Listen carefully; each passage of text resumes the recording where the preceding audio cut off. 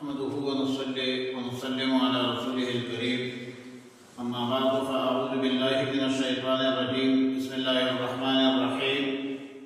يا أيها الذين آمنوا لا تتخذوا عدوي وعدوكم أولياء پارہ 28 سورہ ممتحنہ مدنی صورت ہے، قبل ہجرت نازل ہے، حالت جموع میں 60ویں نمبر پہ ہے اور حالت نزول میں 91 نمبر پہ ہے۔ نزلت بعد سورة الاحزاب وقبل سورة النساء، ما قبل سورہ حشر کے ساتھ ربط اور مناسبت یہ ہے کہ سورہ حشر میں فرمایا لَإِنْ أُخْرِجْتُمْ لَنُخْرِجَنَّ مَعَكُمْ، اور سورہ ممتحنہ میں فرمایا کہ یا ایھا الذین آمنوا لا تتخذوا عدوی وعدوکم اولیاء۔ وجہ تسمیہ اظہر ہے کہ آیت نمبر 10 میں فرمایا یا ایھا الذین آمنوا ان جاءکم المؤمنات مہاجرات فامتحنوہن۔ امام الاولیاء امام احمد علی لاہوری رحمہ اللہ الباری موضوع صورت بیان فرماتے ہیں کہ اسباب مقاطعہ۔ آیت نمبر 1 میں 4 اسباب کا ذکر ہے مقاطعہ کے۔ نمبر 1، یہ اللہ کے دشمن ہے، اللہ کے دشمنوں کو دوست مت بناؤ۔ لا تتخذوا عدوی، رسول اللہ کے دشمن ہے، یخرجون الرسول، قرآن کے دشمن ہے، وقد کفروا بما جاءکم من الحق، وقد کفروا بما جاءکم من الحق، اور مسلمانوں کے دشمن ہے، مسلمانوں کے دشمن ہے، عدوکم تمہارے دشمن ہے، لہذا بظاہر یا در پردہ یہ کفار ہرگز دوسرے کے قابل نہیں ہے۔ اس صورت کا ابتدائی حصہ کفار مشرکین سے موالات اور دوستانہ تعلقات رکھنے کے حرمت اور ممانعت کے متعلق نازل ہے۔ تفسیر قرطبی اور دیگر تفاسیر ایک خاص واقعہ نقل کرتے ہیں کہ غزوہ بدر کے بعد فتح مکہ سے پہلے مکہ مکرمہ سے ایک مغنیہ گانے بجانے والی عورت آئی جس کا نام تھا سارہ۔ یہ مغنیہ گانے بجانے والی عورت جب مدینہ منورہ آئی تو رسول اللہ صلی اللہ علیہ وسلم نے ان سے پوچھا کہ کیا تم ہجرت کر کے آئے ہو؟ تو اس مغنیہ عورت نے کہا کہ نہیں۔ پھر رسول اللہ صلی اللہ علیہ وسلم نے پوچھا کہ کیا تم مسلمان ہو کر آئے ہو؟ تو اس مغنیہ عورت نے انکار کیا کہ میں مسلمان ہو کر نہیں آئی۔ پھر رسول اللہ صلی اللہ علیہ وسلم نے تیسرا سوال کیا کہ بھائی کس غرض سے آئے ہو؟ تو اس مغنیہ عورت نے کہا کہ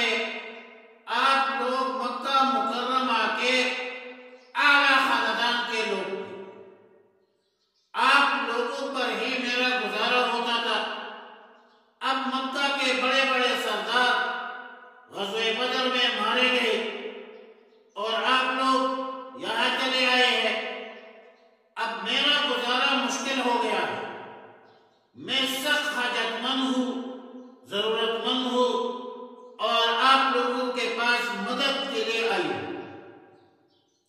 رسول اللہ صلی اللہ علیہ وسلم نے فرمایا کہ تم مکہ کے پیشور مغنیہ، پیشور گانے بجانے والی عورت ہے، وہ مکہ کے نوجوان کدھر گئے کہ آپ پر پیسوں کی بارش کرتے تھے؟ تو اس مغنیہ عورت نے کہا کہ واقعہ بدر کے بعد ان کے تقریبات ختم ہو چکے ہیں، اب مجھے کوئی نہیں بلاتا۔ رسول اللہ صلی اللہ علیہ وسلم نے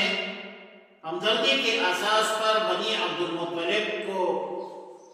ترغیب دی کہ ان کے ساتھ کچھ مدد کیا جائے، اور بنو عبد المطلب جو اولاد تھی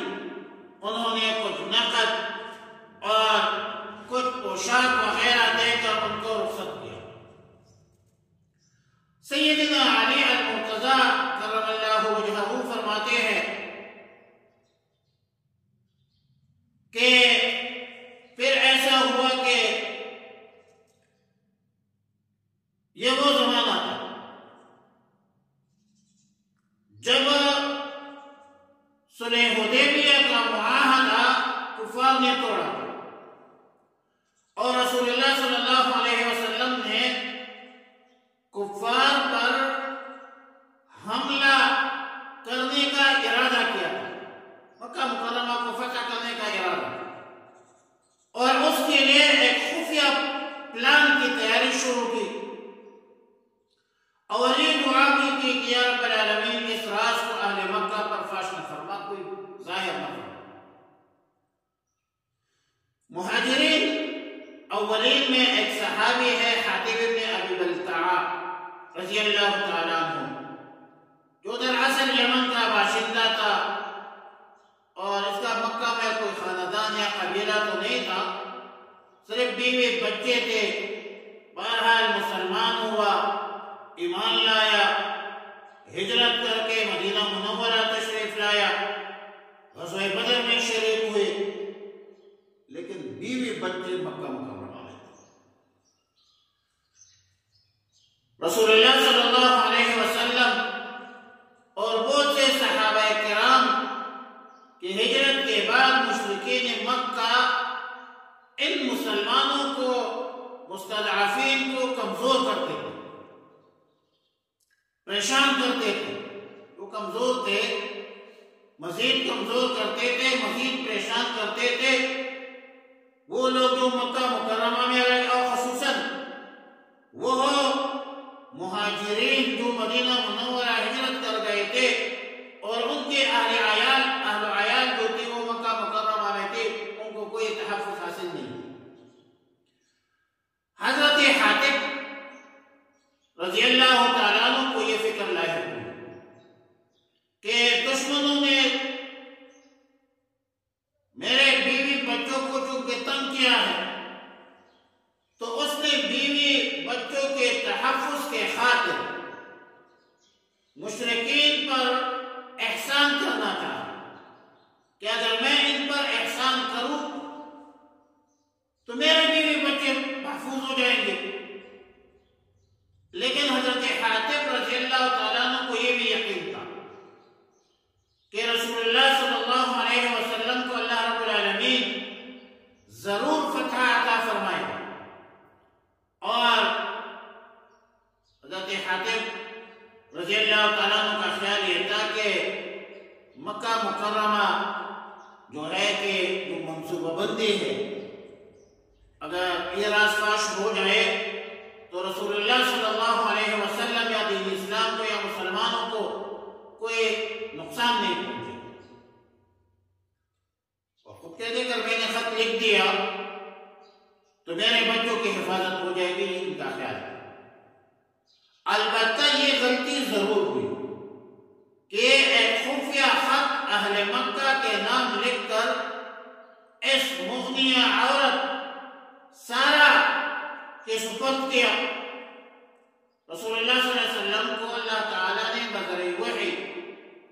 اس معاملے کی اطلاع دی، اور یہ بھی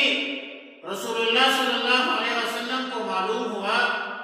کہ وہ عورت اس وقت روضہ خاک کے مقام تک پہنچ چکی ہے۔ بخاری شریف میں اور مسلم شریف میں سیدنا حضرت علی رضی اللہ تعالیٰ عنہ سے روایت ہے کہ رسول اللہ صلی اللہ علیہ وسلم نے مجھے، ابو مرسد اور زبیر بن عوام رضی اللہ تعالیٰ عنہ حکم دیا کہ گھوڑوں پر سوار ہو کر اس مغنیہ عورت کا تعاقب کرو، تمہیں روزے خاص میں ملی۔ اور اس عورت کے پاس حاتم ابن ابی بلتعہ کا خط ہے جو مشرکین مکہ کے نام لکھا ہے، آپ لوگ اس عورت کو پکڑ کر اس سے وہ خط واپس لے لو۔ سیدنا علی رضی اللہ تعالیٰ عنہ فرماتے ہیں کہ ہم نے حکم کے مطابق حسب حکم اس عورت کا تعاقب شروع کیا اور ٹھیک ٹھاک اس جگہ پر اس کو پکڑ لیا جو جگہ رسول اللہ صلی اللہ علیہ وسلم نے بتایا تھا، روزے خاک، اور اونٹے پر سوار ہے، اور ہم نے اس کو کہا کہ خط نکالو جو تمہارے پاس ہے۔ تو اس مغنیہ عورت نے انکار کیا کہ میرے پاس کوئی خط نہیں۔ پھر ہم نے اس کے اونٹ کو بٹھایا، تلاشی لی، مگر خط ہمیں نہیں ملا۔ ہم نے دل میں کہا کہ رسول اللہ صلی اللہ علیہ وسلم کی خبر تو غلط نہیں ہو سکتی، ضرور اس عورت نے خط کے پر چھپایا ہے۔ تو ہم نے کہا خط نکال دو ورنہ ہم آپ کے کپڑے اتروا دیں گے۔ جب اس مغنی عورت نے دیکھا کہ اب میرے پاس کوئی راستہ نہیں ہے تو اس نے اپنے ازار سے خط نکال کر حضرت علی رضی اللہ تعالیٰ عنہ کو حوالہ کیا، اور وہ حضرت علی رضی اللہ تعالیٰ عنہ فرماتا ہے کہ ہم خط لے کر رسول اللہ صلی اللہ علیہ وسلم کی خدمت اقدس میں حاضر ہوئے۔ سیدنا عمر بن الخطاب رضی اللہ تعالیٰ عنہ کو پتہ چلا، فرمایا کہ اس شخص نے اللہ اور رسول اور سب مسلمانوں سے خیانت کی، ہمارا راز کفار کو لکھ دیا ہے، مجھے اجازت دیجیے کہ میں اس کا لأضربنه کہ میں اس کا گردن اڑاؤں۔ رسول اللہ صلی اللہ علیہ وسلم نے حاتب سے پوچھا رضی اللہ تعالیٰ عنہ کہ تم نے یہ حرکت کیوں کی؟ تو حاتب رضی اللہ تعالیٰ عنہ نے کہا کہ یا رسول اللہ صلی اللہ علیہ وسلم، میرے ایمان میں ایک ذرہ برابر فرق نہیں ہے، صرف اس غرض سے یہ خط لکھا ہے کہ مکہ مکرمہ میں میرے اہل و عیال ہے، بیوی بچے ہیں، مشرکین مکہ پر احسان کا مقصد یہ تھا کہ وہ میرے اہل و عیال کو کچھ نہ کہے اور وہ محفوظ رہے۔ رسول اللہ صلی اللہ علیہ وسلم نے حضرت حاتب رضی اللہ تعالیٰ عنہ کا بیان سن کر فرمایا کہ اس نے بالکل سچ کہا ہے، اور فرمایا کہ حاتب کے معاملے میں رضی اللہ تعالیٰ عنہ کے معاملے میں خیر کے سوا کچھ نہ کہو۔ سیدنا عمر فاروق رضی اللہ تعالیٰ عنہ نے اپنے غیرت ایمانی سے دوبارہ بات دہرائی کہ مجھے اس کے قتل کا اجازت دیجیے۔ رسول اللہ صلی اللہ علیہ وسلم نے فرمایا کہ یہ غزوہ بدر کے شرکاء میں سے ہے، غزوہ بدر کے شرکاء کے مغفرت اور جنت کا وعدہ تو اللہ کی طرف سے ہے۔ یہ سن کر سیدنا عمر بن الخطاب رضی اللہ تعالیٰ عنہ کے آنکھوں میں آنسو آ گئے اور عرض کیا کہ اللہ اور رسول ہی حقیقت کا علم رکھتے ہیں، مجھے کوئی پتہ نہیں۔ بعض روایات میں ہے کہ حضرت حاتب رضی اللہ تعالیٰ عنہ سے یہ قول بھی منقول ہے کہ یہ کام میں نے اسلام اور مسلمانوں کو ضرر پہنچانے کے لیے ہرگز نہیں کیا، کیونکہ میرا ایمان ہے، مجھے یقین ہے کہ مکہ مکرمہ فتح ضرور ہوگی، اہل مکہ کو خبر دینے سے کوئی نقصان نہیں ہوگا، لیکن ظاہر ہے کہ جماعت سے مشاورت سے ہٹ کر کے کام کیا اور بہرحال اس واقعہ کے اساس پر سورہ ممتحنہ کی ابتدائی آیات نازل ہوئی ہے، جس میں اس واقعہ میں سرزنش ہے، تنبیہ ہے کہ مسلمانوں کو کفار کے ساتھ کسی قسم کے دوستانہ تعلقات نہیں رکھنا چاہیے، یہ بالکل جائز نہیں ہے، اس کو حرام قرار دیا ہے، اور یہ مسلمانوں کی اجتماعیت کو